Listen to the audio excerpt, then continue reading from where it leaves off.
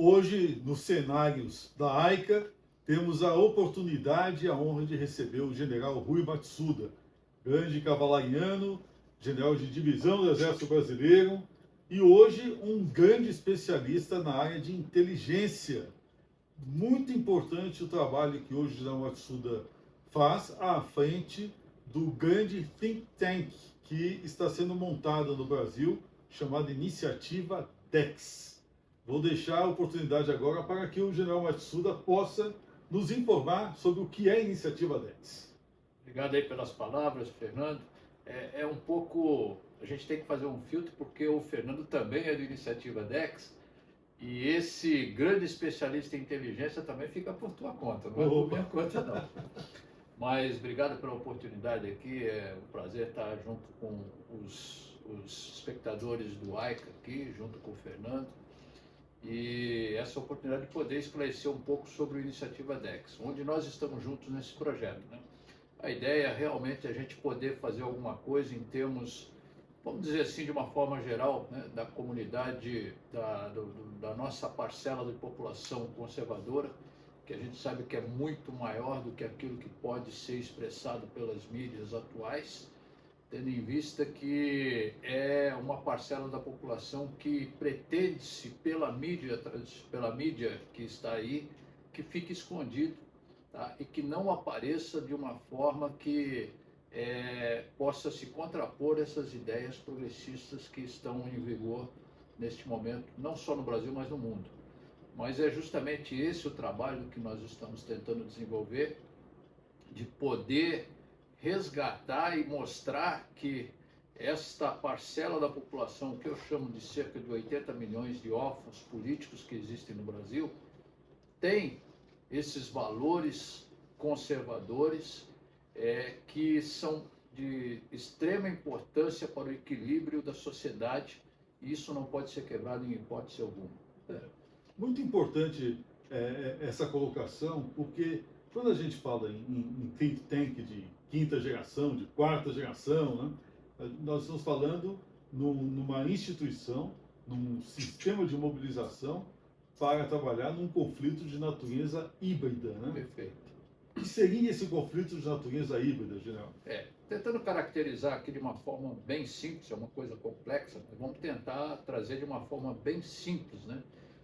Nós estamos vivendo, e todos nós estamos sentindo, que o mundo vive numa era informacional, né?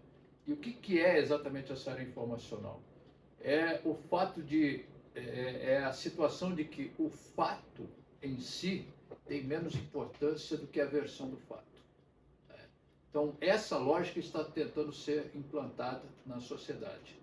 Não importa o fato, importa a versão do fato que você tenta criar, que você tenta vender para a população. Então, isso daí é uma coisa que a gente tem que levar em consideração, que está acontecendo, e estão por meio esse hibridismo, essa estratégia da guerra híbrida, é justamente tentar criar uma narrativa no nível estratégico para convencer a nossa sociedade de que tudo aquilo que a gente aprendeu como sendo certo é errado. E que tudo aquilo que nós achamos sendo errado passa a ser o certo. Ser ético é errado. Tá? Você colocar o bandido na cadeia é errado. Tá? Então, toda essa lógica a gente está vendo que açoita os nossos valores tradicionais está sendo considerado errado. Essa narrativa está sendo criada. Em suma, basicamente, essa é a chamada estratégia da guerra híbrida, onde alguns países poderosos e grupos de interesses poderosos tentam desorganizar a sociedade onde nós vivemos, porque uma sociedade desorganizada é facilmente manipulável. Aí entra uma questão importante, né? Quais são os atores e os objetivos estratégicos? Assim, claro, isso é algo muito complexo, mas é importante. Nós falamos no eixo do mal, né? Falamos no globalismo, né? E colocamos a questão da crise da soberania, dos estados soberanos, né? Quais seriam esses atores? Qual o objetivo estratégico dessa guerra contra os valores tradicionais postos do Ocidente? Vamos lá.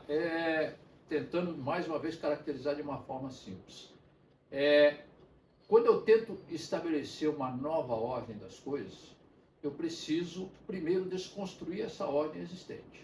Tá?